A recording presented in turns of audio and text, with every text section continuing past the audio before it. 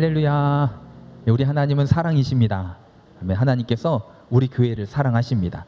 우리 순복음상교회를 사랑하시고 또 오늘 예배드리는 우리 성도들을 사랑하시고 또 우리 오늘 함께하지 못했지만 어디 있든 우리 교회 성도들을 하나님께서 사랑하시는 줄로 믿습니다. 오늘도 그 사랑 안에서 예배드릴 때에 우리가 드리는 예배는 하나님께 영광이 될 줄로 믿습니다. 또 하나님께서는 우리 예배를 받으시고 합당한 은혜들을 부어주실 거예요. 부어주시는 은혜를 받아가시기를 바랍니다. 드리기만 하고 가지 마시고요, 드릴 때 부어주시는 은혜도 다 받아갈 수 있는 우리 성도들이 다 되시기를 주님의 이름으로 축원을 드립니다. 우리 옆에 계신 성도들과 함께 인사 나눠보도록 하겠습니다. 주님의 이름으로 환영합니다. 축복합니다. 환영합니다. 축복합니다. 예, 환영하고 축복합니다. 오늘도 하나님께서 우리 모두에게 동일한 은혜를 부어주실 줄로 믿습니다. 지난주 우리가 말씀을 한번 돌아보면 지난주 제목이랑 이번 주 말씀 제목이 좀 비슷하거든요. 그러니까 오실 주님을 기다리는 성도로서 우리가 어떤 상황에서도 기다려야 됩니다 라고 하는 말씀을 나누면서 세상이 아무리 황금 사과 같은 이런저런 미혹과 유혹으로 우리 가운데 다가온다 할지라도 의로운 성도들이 되어서 복음을 전하는 삶으로 오실 주님을 기다려야 됩니다 라고 하는 말씀을 함께 나누었습니다.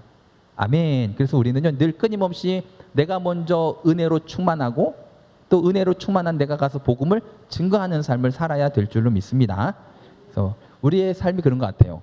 마음으로 믿어서 의에 이르고 입으로 시인하여 구원에 이른다라고 하는 말씀이 있는 것처럼 우리가 날마다 먼저는 내가 믿고 구원받은 성도들이 되시고요, 이제 만나는 사람들에게 가셔서 이 오실 예수님 또 나를 찾아오신 주님을 끊임없이 증거하고 전할 수 있는 우리 교회와 성도들이 다 되시기를 바랍니다.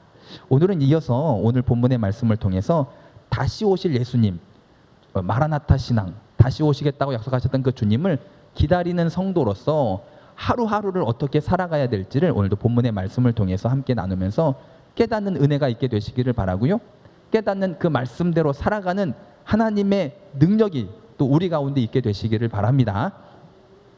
그 말씀이 그렇잖아요, 여러분. 말씀을 우리가 듣는 이유, 우리가 말씀을 듣고 또 말씀을 읽는 가장 큰 이유가 뭘까요?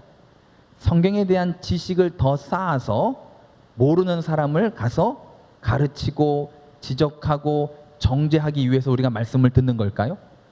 아닙니다. 말씀을 듣는 가장 첫 번째 이유, 목적은 뭐냐 하면 말씀을 내 삶의 거울로 삼기 위해서 우리는 말씀을 듣고 읽고 또 묵상하는 삶을 살아야 되는 것입니다. 오늘도 말씀을 듣는 이유는 내가 말씀의 지식을 많이 쌓아서 이걸 가지고 당신은 왜 그렇게 살지 못합니까? 누군가를 정죄하기 위함이 아니라 말씀의 거울을 보면서, 우리가 거울을 보는 이유도 그렇잖아요. 여러분, 우리가 외출하기 전에 거울을 봅니다. 거울을 보는 이유는 뭐냐면 어딘가 뭔가 잘못된 것이 있나 찾기 위해서고, 찾게 된다면 바르게 고쳐서 바르게 입든지 머리를 빗든지 하고 외출을 하는 것처럼 말씀을 듣는 이유도, 말씀을 읽는 이유도, 말씀을 묵상하는 이유도 마찬가지인 거죠. 먼저 내 삶에 적용을 하고 내 삶을 비춰보아서 반드시 잘못된 부분들을 발견하시기를 바랍니다. 발견하는 것이 은혜고 발견하였다면 고쳐나가는 것이 이게 또 다른 은혜임을 여러분 깨달으시고 오늘도 말씀에 귀를 기울이시고 말씀을 듣는 귀한 시간 되시기를 바랍니다. 예전 어느 한 할아버지께서 뒤늦게, 요즘은 요즘으로 말하면 한참 청춘이죠. 예전에는 한 60만 돼도 나이 많으신 어르신이라고 할 때가 있었잖아요. 지금 보니까 서울에서는요 60은 아직 한참 때라고 하더라고요. 그래도 충주는 보면 서울만큼은 아니지만 그래도 서울, 제가 가서 목사님들이랑 이런저런 얘기하다 보면 교회에서 60대는요 한참 일할 때라 하더라고요. 한참 일할 때인 것 같습니다, 여러분. 자, 그런데 어느 할아버지가 60대 그 어르신이 이제 뒤늦게 운전면허를 땄어요. 그래서 신이 나가지고 그날따라 이제 신이 나가지고 고속도로에서 내가 한번 달려보리라 하고 차를 가지고 고속도로로 나갔어요. 예, 아들한테 전화가 옵니다. 아버지, 어떻게 고속도로 나가셨나요? 그러니까 아버지가 그래, 고속도로 한참 달리고 있다. 아들이 또 이야기를 합니다. 아버지, 근데 방금 뉴스 속보가 떴는데 누가 고속도로에서 역주행하는 차가 있다고 하니까 아버지 조심하세요 라고 했어요. 아버지가 하는 말이 그래, 나도 안다. 근데 한 대가 아니라 수십 대가 그러더라 이야기한 거죠. 지금 누가 역주행을 하고 있는 걸까요? 그렇죠, 아버지, 그 할아버지가 역주행을 하고 있는데 할아버지는 나는 똑바로 가고 있는데 남들이 다 거꾸로 간다라고 생각을 하고 있는 거죠. 오늘날 그렇게 신앙생활하는 사람들이 참 많습니다. 그렇죠? 나는 바르게 신앙생활하고 있는데, 나는 바르게 말씀대로 살아가고 있는데 옆에 있는 사람은, 앞에 있는 사람은, 저 사람은 왜 그럴까라고 하는 생각을 가질 때가 의외로 많이 있다라는 거죠. 여러분, 말씀을 통해서 먼저 내 자신을 돌아보고 말씀의 거울에 내 자신을 비춰볼 수 있는 이 시간이 되시기를 주님의 이름으로 축원을 드립니다. 그래서 말씀을 통해서 깨닫는 게 은혜인 것 같습니다. 오늘 말씀을 들으면서 아, 그렇구나, 한번 저를 따라서 해볼게요. 아, 그렇구나 라고 깨달아지게 되시길 바랍니다. 말씀을 들을 때마다 아, 그렇구나, 아, 그렇구나, 그렇구나, 그렇구나. 여러분, 그게 은혜거든요. 오늘도 말씀을 통해서 깨닫는 은혜가 있게 되시기를 바랍니다. 오늘 본문의 말씀은 우리가 너무 잘 알고 있는 말씀입니다. 본문의 말씀에는 시몬이라고 나왔지만 시몬 베드로가 예수님을 처음 만났던 그 만남을 기록한 말씀이잖아요. 그렇죠? 다들 잘 알고 계실 거예요. 베드로가 예수님을 처음 만나서 예수님의 제자가 되고, 베드로는요 수제자가 됩니다. 예수님의 넘버원 제자가 되어서 공생의 기간 함께 이제 사역을 하다가 예수님을 부인하긴 했지만 초대교회 사도행전의 말씀을 보면요, 초대교회의 리더가 되어서 참 많은 일들을 감당했던 사람이 이 시몬이라고 불렸던 베드로였거든요. 이 베드로를 처음 만났던 사건이 오늘 말씀의 주된 내용인데, 예수님께서 베드로를 처음 만났을 때 베드로의 그 상황은 어떤 상황이었냐면 밤새도록 고기잡이를 했습니다. 이제 직업은 어부였고요. 밤새도록 고기를 잡았지만 고기를 한 마리도 잡지 못한 그런 상황이었습니다. 하지만 베드로는 그동안 수많은 날들을 고기 잡는 삶을 살았기 때문에 고기 잡는 일에서만큼은 베테랑이었고요. 또 나름대로 노하우도 있었고요. 밤새도록 고기를 잡았으니 얼마나 노력을 했겠습니까? 그런데 잡지 못한 결과, 그 결과는요, 실패한 결과를 가지고 있던 상태에서 예수님을 만났다라는 거죠. 어떻게 보면 이 베드로의 심정, 그 심정이 어땠을까요? 이 주님을 만났던 그때 아마 많이 힘들었을 것 같습니다. 어부였지만, 수고했지만, 노력했지만 고기는 잡지 못했고, 피곤하고 지쳐서 그래도 내일 밤에 와서 또 그물을, 또 고기를 잡기 위해서 그물 손질을 다 해놓은 상태, 이제 빨리 집에 가서 자야지 하고 있는 그때 주님을 만난, 어떻게 보면 허탈하고 힘들고 지쳐서 아무 소리도 들리지 않던 그때의 주님은 베드로를 만나 주셨고, 찾아가서 만나 주셨고, 이 베드로가 예수님을 만남으로 말미암아 어떤 결과가 만들어졌는가 하면 오늘 본문의 말씀을 보니까 2배 가득 채우고도 남을 고기를 잡게 된 줄로 믿습니다. 어떻게 보면 전날의 슬픔이 만선의 기쁨으로 변화되는 그런 전환점이 바로 예수님과의 만남이었다라고 하는 것입니다. 저와 여러분들의 삶 가운데도 나를 끊임없이 찾아오시는 예수님, 오늘도 예배를 통해서 찾아오시고요, 기도를 통해서 찾아오시고요, 말씀을 통해서 찾아오시고요, 그러니까 나를 찾아오시는 그 주님을 만나시기를 바랍니다. 그 만남이 우리의 삶 가운데 실패가 오히려 성공으로 전환되어지는 축복의 시작점이 되게 될 줄로 믿습니다. 전날의 슬픔이 변해서 만선의 기쁨으로 우리의 삶에 놀라운 축복이 임하게 될 줄로 믿습니다. 전날의 한숨 변하여 내 노래 되었네. 이런 찬양 여러분 잘 아시죠? 전날의 한숨 변하여 내 노래가 되어지는 주님을 찬송하면서 할렐루야 할렐루야, 내 앞길 멀고 험해도 나 주님만 따라가리. 아멘. 전날의 한숨이 오늘의 만선의 기쁨이 되고 오늘의 기쁨이 되기 위해서 성도는요, 주님을 따라가야 됩니다. 나를 찾아오신 주님을 만나고 만난 주님을 따라 나아가는, 한 걸음 한 걸음 주 예수와 함께 동행할 수 있는 그런 우리 성도들이 다 되시기를 주님의 이름으로 축원을 드립니다. 이게 복음이거든요. 오늘도 하나님은요, 성도들을 찾고 계십니다. 믿으십니까? 이미 벌써 우리가 성도인걸요. 그래도 주님은요, 우리를 찾으십니다. 위로해 주려고, 치료해 주려고, 기쁜 삶으로, 또 문제 해결로 하나님께서 우리를 인도해 주시려고 오늘도 끊임없이 성도들을 찾아 나서서 만나 주시고, 만남을 통해서 은혜를 주시고, 이걸 두 글자로 말하면 이게 바로 복음이거든요. 복음. 오늘도 여전히 나를 사랑하셔서 나를 찾으시는 주님이 계시다라고 하는 이 복음을 마음에 새기시고 찾아오신 주님을 만날 수 있기를 주님의 이름으로 축원을 드립니다. 그러면 나를 찾아오시는 그 주님을 내가 만나려면 우리가 어떻게 해야 될지를 한번 말씀을 통해서 한번 살펴보기를 원하는데요. 베드로가 예수를 만난 것처럼 또 우리 말씀 한 구절을 찾아보면 우리 마태복음 24장 말씀을 함께 보도록 하겠습니다. 마태복음 24장 42절입니다. 42절 우리 한 절 말씀을 함께 합독하도록 하겠습니다. 그러므로 깨어 있으라. 어느 날에 너희 주가 임할는지 너희가 알지 못함이니라. 언제 주님이 나를 찾아오실지 우리는 몰라요. 딱 예배 시간에 찾아가겠다라고 한 것도 아니고요. 언제 나를 찾아오실지, 운전을 하다 찾아오실지, 내가 가정에서 아이들을 돌보다가 찾아오실지, 언제 나를 찾아오셔서 나에게 은혜를 주시고 합당한 위로를 주시고 하나님께 나와 함께 하실지 아무도 모르기에 우리 성도는요 늘 깨어있는 삶을 살아야 될 줄로 믿습니다. 예배 시간에도 마찬가지입니다. 여러분 예배 시간에도요 깨어 있으시길 바랍니다. 여기서 말하는 깨어 있으라고 하는 것은 잠을 자지 말고 뜬 눈으로 지새우세요 이 말이 절대 아닙니다.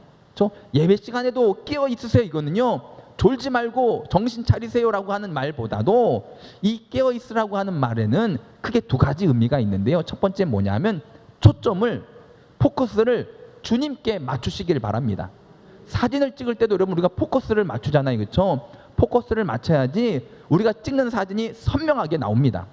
그렇죠? 그런 것처럼 우리 신앙생활 속에서 어떠한 상황이 있든지 간에 우리의 인생의 초점은요 예수님이셔야 됩니다. 다시 오실 주님을 소망 삼고 초점 삼아서 살아간다면 그게 바로 늘 깨어있는 삶이 되게 될 줄로 믿습니다.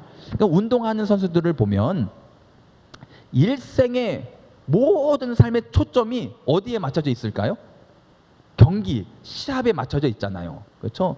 또 더 운동을 또 잘하는 사람들은 뭐 올림픽이라든지 월드컵이라고 하는 큰 경기를 초점을 맞춰서 그 날마다 인생이 정해집니다. 그러다 보니까 얼마나 포기하는 것들이 많아요. 먹고 싶은 것도 포기하고 놀고 싶은 것도 포기하고 때로는 여자 선수들을 보니까 그래도 20대 아가씨들, 20, 30대 선수들, 이 여자 선수들을 보면 그래도 아름다움고 또 이뻐 보이고 싶을 때가 얼마나 많겠습니까? 그럼에도 불구하고 경기에 집중하고 경기에 초점을 맞추다 보니까 스케이트 선수들, 스피드 스케이트 선수, 이상화 선수를 보니까 한참 그래도 실력이 좋을 때는 웬만한 20대 아가씨들 허리 둘레만큼의 허벅지 두께를 가지고 있었다라고 하는 이야기들을 하더라고요. 어떻게 보면 예뻐 보이고 싶고 아름다워 보이고 싶었지만 그 경기에 초점을 맞추고 살아가다 보니까 이런 것들을 포기하고 인내하며 살아갈 때가 얼마나 많습니까? 또한 우리 어머니들도 보세요. 어머니들 아이들을 낳고 나서부터는 여자이기보다는 엄마로 살아갈 때가 얼마나 많습니까? 엄마로. 그래도 여자로서 이런저런 꾸미고 싶고 하고 싶은 것도 많지만 아이들에게 초점을 맞추며 살아가는 어머니들은요 그런 게 어디 있어요. 그렇죠? 밥 먹으면서 애들 관리하면서 동시에 일 저일 꾸미기보다는 그냥 대충대충 먹고 있고 그러고 살아갈 때가 얼마나 많습니까? 그런 거예요. 우리가 어디에 초점을 맞추냐에 따라서 사람들은요 포기하고 인내하며 살아가게 되는 것처럼 성도는요 나를 찾아오시는 주님을 만나기 위해서 때로는 내 삶의 많은 부분들을 포기하고 인내하며 살아가는 삶이 필요한 줄로 믿습니다. 예전에 코로나 시기 이전 이야기인데요. 우리 교회 청년 중에서 직장 생활을 하면서 이제 새벽 예배를 계속 참석했던 성도가 있었어요. 그래서 제가 물어봤습니다. 직장 가서 졸진 않느냐고 걱정스러워서 이렇게 물어봤더니 아유 목사님 그래서 저녁에 일찍 자요라고 이야기를 하더라고요. 일찍 잔다고. 여러분 이게 쉬운 일일까요? 어려운 일일까요? 요즘 20, 30대 젊은이들이 이 밤 생활을 포기한다고 하는 게 이게 쉬운 일이 아니잖아요. 그렇죠? 밤에 늦게까지 이 일 저 일 보고 싶은 거 다 하고 늦게 자는 그런 이 문화 속에서 새벽 예배에 초점을 맞췄더니 저녁에 일찍 자게 되고 일찍 자게 됐더니 새벽 예배에 나오게 되더라는 거죠. 무슨 일에 초점을 맞춘다고 하는 것이 이런 결과를 만들어냅니다. 여행도 마찬가지입니다. 일찍 자던 사람들이 아침에 일찍 못 일어나는 사람들도요 여행 그 시간이 만약에 새벽에 비행기가 출발한다고 한다면 거기에 초점을 맞춰서 일찍 자고 일찍 일어나서 여행을 가게 되는 것처럼 우리의 인생도 깨어있는 인생이 되시기를 바랍니다.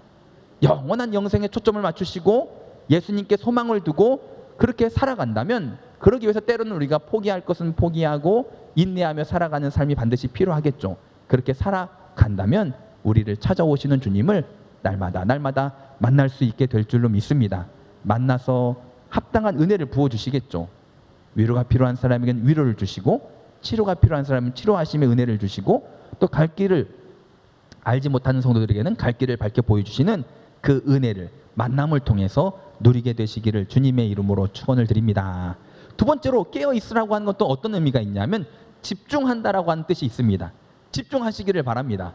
이 시간에도 깨어 있어야지 찾아오시는 주님을 만나는데, 그 깨어 있음이 뭐냐면 말씀에 집중하고 찬양에 집중하고 기도에 집중하고 예배에 집중할 때 우리는요 만난다니까요. 이 만남은요 아무도 모르게 그냥 왔다 가는 게 아니에요. 내가 만났나? 안 만났나? 그렇게 임하시는 게 아니라, 여러분, 만난 사람은 확실히 압니다. 아, 내가 오늘 주님을 만났구나. 예배를 통해서, 말씀을 통해 내가 주님을 만났구나. 바람이 보이지는 않지만 나뭇가지가 흔들리듯이, 여러분, 다른 사람은 몰라도 주님을 만난 사람은 알 수 있도록 주님이 확실하게 오늘도 우리를 찾아오셔서 만나주십니다. 오늘도 우리의 마음의 문을 두드리실 때에 문을 열고 주님과 함께 만남을 이루시기를 주님의 이름으로 축원을 드립니다. 집중을 해야 되는데, 저도 이제 충주에서 초중고를 다 나왔습니다. 다 나왔는데 동창생들이 얼마나 많겠어요. 초등학교, 중학교, 고등학교를 다 나왔으니까. 저 때만 해도 뭐 9반, 10반까지 있었고 한 반에 뭐 45명씩 있었던 그런 학교 생활을 했으니까 동창생이 얼마나 많겠어요. 그런데요, 충주 와서 사역을 하는데요, 한 명도 못 만났어요. 아마 봤어도 못 봤을 거고 지나쳐도 못 알아봤겠죠. 또 요즘은 또 이제 마스크까지 쓰고 있으니까, 마스크를 쓰고 있으니까요 바로 앞에 와 있어도 성도도 못 알아볼 때가 있겠더라고요. 눈만 보여서. 그래서 어떤 때는 이제 목사님들 모임에 가면 그걸 인사를 해야 되나 말아야 되나 고민할 때가 많아요. 이게 아는 사람 같기도 하고 모르는 사람 같기도 하고. 그런데 이제 충주 다니면서도 아마 지나쳤어도 몰랐었겠죠. 가끔은 제가 오해를 받기도 합니다. 목사님 보고도 못 본 척 했죠. 설마 제가 여러분들을 보고도 못 본 척 하겠습니까? 그렇죠? 아마 못 봤겠죠. 그런데 그럼에도 불구하고 우리 아이들은요 어디 있든지 제가 알겠더라고요. 한 번은 이 초등학교, 국원초등학교에서 운동회를 이 실내체육관 빌려서 많이 종종 하는데, 가면 똑같은 체육복을 입은 아이들이 바글바글 합니다. 코로나 전이죠. 그렇게 많은 아이들이 막 뛰어다니고 막 뭐, 그래도 저희 집 아이는요 금방 찾겠더라고요. 왠지 아세요, 여러분? 거기에 집중을 하고 있거든요. 제가 어딜 가나 계속 집중을 하고 있거든요. 깨어 있으라고 하는 게 바로 그거예요, 여러분. 잠자지 말고 눈을 뜨고 있으라는 게 아니라 영적으로 예수님께 초점을 맞춘, 영원한 하늘나라를 초점 맞춘 삶을 이 땅에서 살아가고, 그 예배 생활에, 기도 생활에 집중해서 살아갈 때에 오늘도 우리는 만남의 은혜를 경험하고, 만남 가운데 부어주신 또 은혜 위에 은혜의 삶을 누리는 그런 좋은 하루가 또 되게 될 줄로 믿습니다. 그래서 나를 찾아오시는 주님을 만나기 위해서 깨어 기다릴 수 있는 성도들이 되시기를 바랍니다. 두 번째로, 나를 찾아오시는 주님을 오늘도 내가 만나려면 어떻게 해야 되느냐, 우리 말씀 보겠습니다. 우리 3절 4절 말씀, 누가복음 5장 3절과 4절, 우리 2절 말씀을 함께 합독하도록 하겠습니다. 예수께서 한 배에 오르시니 그 배는 시몬의 배라. 육지에서 조금 떼기를 청하시고 앉으사 배에서 무리를 가르치시더니 말씀을 마치시고 시몬에게 이르시되 깊은 데로 가서 그물을 내려 고기를 잡으라. 아멘. 두 번째로는 말씀에 귀를 기울이시길 바랍니다. 말씀에 경청하시길 바랍니다. 가정에서도요 주야로 말씀을 묵상하라는 거죠. 말씀을 가까이 하라는 것입니다. 말씀에 귀를 기울이고 말씀에 경청을 하고 말씀을 가까이 하는 삶을 살 때에 성도는요 찾아오신 주님을 만날 수 있게 될 줄로 믿습니다. 여러분, 믿음은 어떻게 생길까요? 들음에서 생기잖아요, 그렇죠? 믿음은 들음에서 생깁니다. 그런데 이 들음에서 믿음이 생기는 거는요 세상적인 것도 똑같은 것 같아요. 여러분, 집에서 홈쇼핑 텔레비를 계속 듣고 있어 보세요. 여러분, 다 사야 될 것 같지 않습니까? 저도 종종 살 때가 있는데 듣고 있다 보면요 왠지 거기 믿음이 가더라고요. 여러분, 그런 것처럼 말씀을 가까이 하면요 말씀에 대한 믿음이 생깁니다.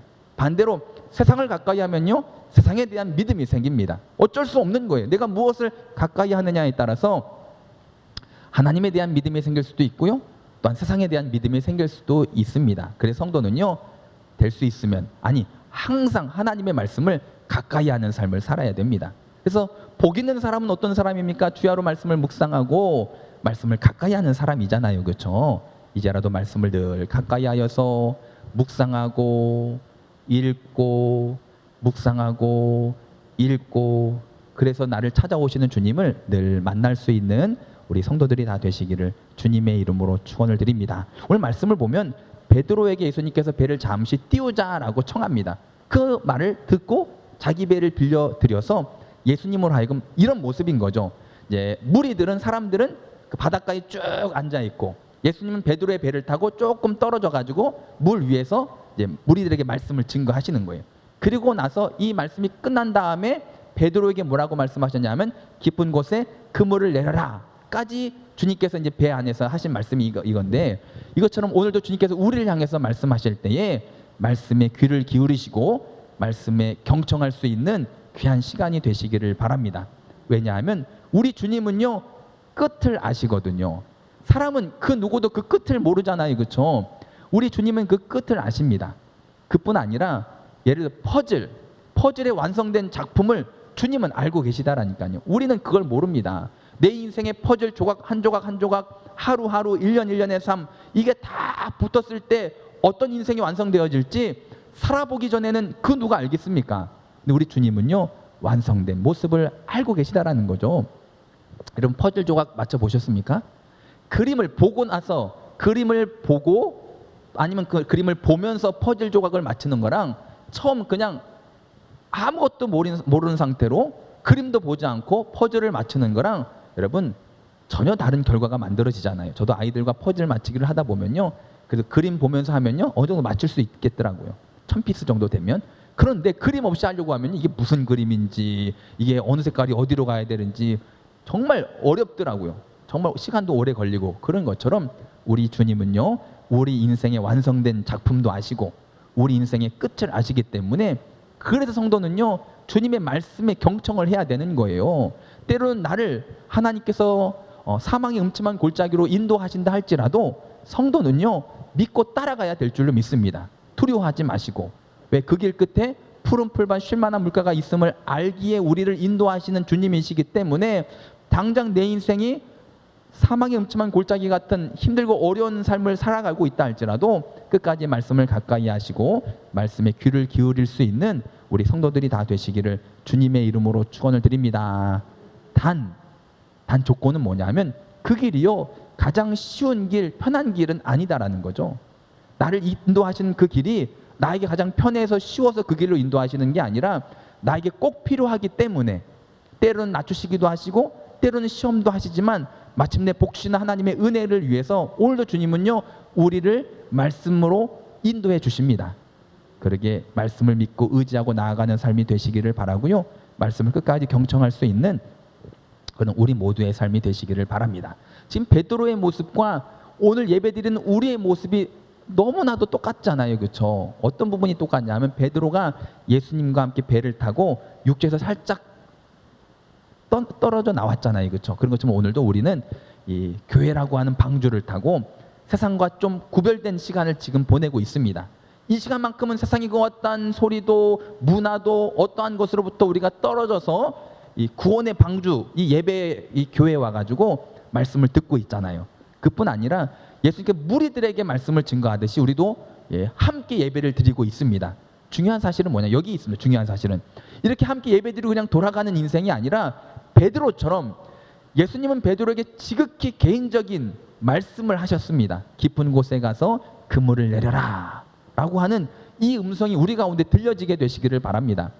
동일한 말씀을 우리가 듣고 있지만, 동일한 본문, 동일한 말씀을 듣고 있지만 오늘도 이 말씀을 통해서 하나님은요, 모든 사람들에게 꼭 필요한 은혜를 부어주십니다. 위로가 필요한 사람에게는 이 말씀이 위로가 되고 있고요, 또 여러 가지 사정들마다 꼭 필요한 은혜로 이 말씀이 들려지고 깨달아지게 됩니다. 이게 성령 하나님의 역사하심인 거죠. 오늘도 지극히 개인적으로 나를 찾아오셔서 나에게만 하시는 말씀, 내가 너를 사랑한다, 이제라도 돌아와라, 여러 가지 하나님의 음성, 개인적으로 나를 찾아오셔서 하시는 그 음성을 베드로처럼 경청하고 귀를 기울이셔서 듣게 되시기를 주님의 이름으로 축원을 드립니다.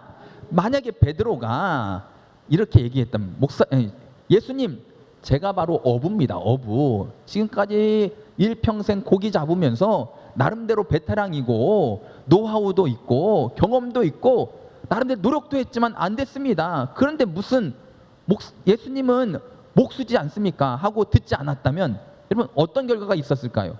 2배 가득 고기를 담는 그러한 한숨이 만선의 기쁨으로 전환되는 것은 아마 없었을 거예요.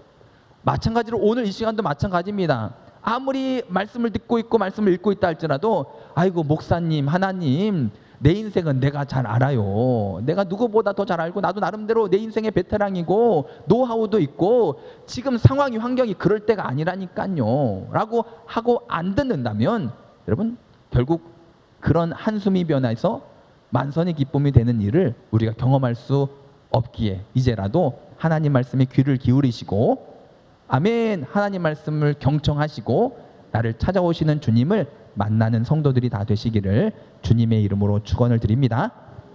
깨어서 기다려야 되고요. 하나님 말씀을 경청하고 귀담아 들어야 되고요. 세 번째로 우리 말씀 5절 말씀을 5장 5절입니다. 누가복음 5장 5절 말씀을 함께 합독하도록 하겠습니다. 시몬이 대답하여 이르되 선생님 우리들이 밤이 새도록 수고하였으되 잡은 것이 없지만은 말씀에 의지하여 내가 그물을 내리리이다 하고 아멘. 세 번째로는요 경청이 행함으로 이어지는 삶이 되시기를 바랍니다.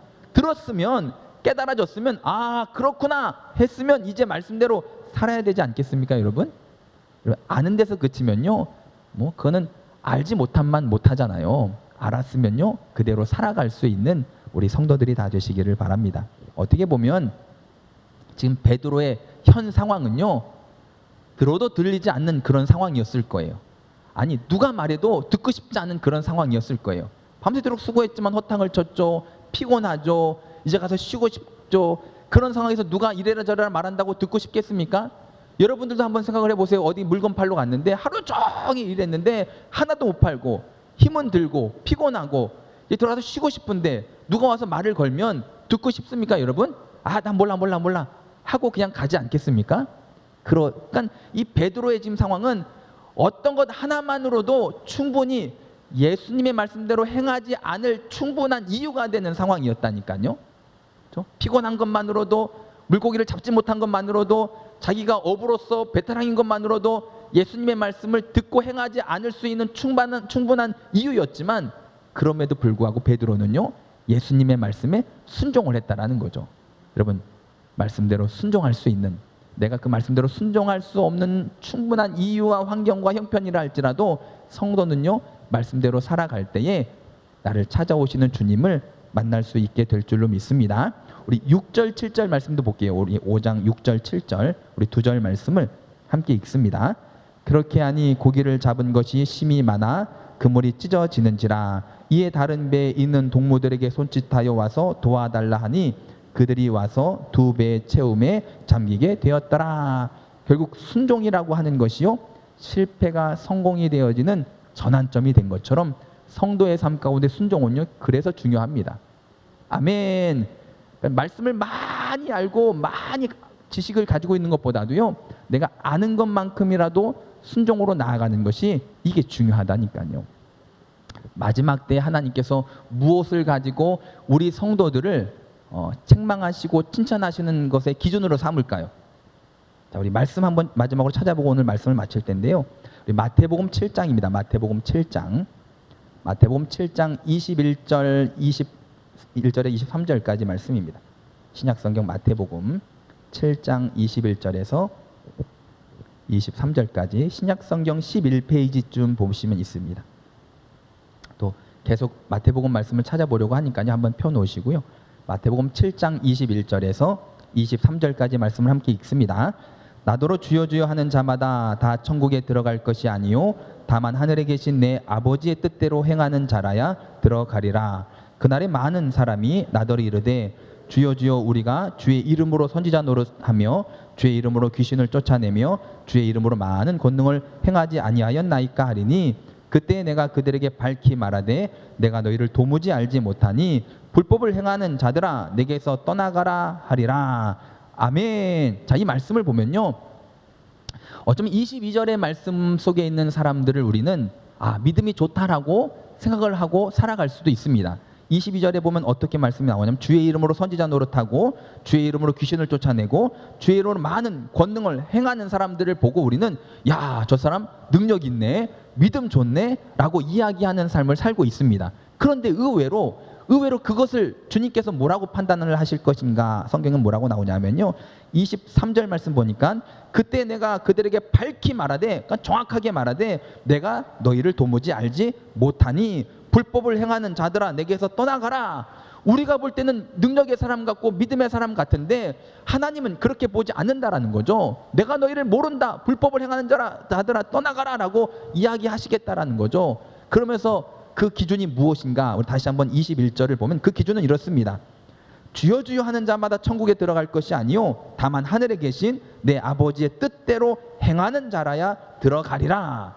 내가 뭔가 주의 이름 믿는다고 하면서 성도로서 어떤 일들을 막 해나가는 행함으로 인해서 우리가 하나님 앞에 칭찬받는 것이 아니라, 많이 부족하고 연약하다 할지라도 말씀대로 살아가는 사람들, 그 사람을 하나님은요 인정하시고 칭찬하시고 주인의 즐거움에 참여하게 하신다라는 사실입니다. 말씀 한 구절 더 볼게요. 7장, 마태복음 7장 그 아랫부분에 있는 말씀인데요, 26절 27절, 마태복음 7장 26절 27절 말씀을 함께 읽습니다. 나의 이 말을 듣고 행하지 아니하는 자는 그 집을 모래 위에 지은 어리석은 사람 같으리니 비가 내리고 창수가 나고 바람이 불어 그 집에 부딪힘에 무너져 그 무너짐이 심하니라. 말씀을 들었지만, 지식적인 알은 많지만 말씀대로 행하지 않는 사람들은요 모래 위에 세워진 집이다 라고 이야기하십니다. 모래 위에 세워진 집은요 언제 무너져도 무너집니다. 아멘. 그러기에 우리 성도는요 나를 날마다 찾아오시는 주님을 만나려면 내가 성도로서 이것도 했고요 저것도 했고요 이런 인생을 살았고요가 아니라 어떤 말씀이 되었던 내가 붙잡은 말씀대로 살아가는 삶이 반드시 필요한 줄로 믿습니다. 그래서 하나님 앞에 설 때에 뭐 일을 많이 했니, 적게 했니, 큰 교회 다녔니, 뭐 작은 교회 다녔니, 뭐 또 큰 일을 했는가 작은 일을 했는가, 이게 기준이 아니라 말씀대로 살았는가 그렇지 않았는가가 그 기준이 됨을 여러분 잊지 마시고, 날마다 나를 찾아오시는 주님, 다시 오시겠다 약속하신 하나님께, 주님께서 또 날마다 우리를 찾아오시잖아요. 그 주님을 만나기 위해서 영적으로 깨어서 포커스를 예수님께 맞추시고 신앙생활에 집중하면서 깨어 기다리시기를 바라고요. 어떤 상황에서도 세상의 말과 사람의 말보다 하나님의 말씀을 더 경청하고 가까이 하고 묵상하며 살아가시길 바라고요. 그렇게 깨달아서 그렇구나 깨달았다면 말씀대로 행하면서 말씀대로 살아갈 때에 오늘도 나를 찾아오시고 변함없이 내일도 나를 찾아오시는 그 주님을 우리가 만나는 은혜와 또 만남으로 말미암아 또 부어주시는 은혜를 마음껏 누리며 살아가게 될 줄로 믿습니다. 이번 대림절이 그렇게 기다리며 만나고 또 만남 가운데 누리는 하루하루가 다 되시기를 주님의 이름으로 축원을 드립니다.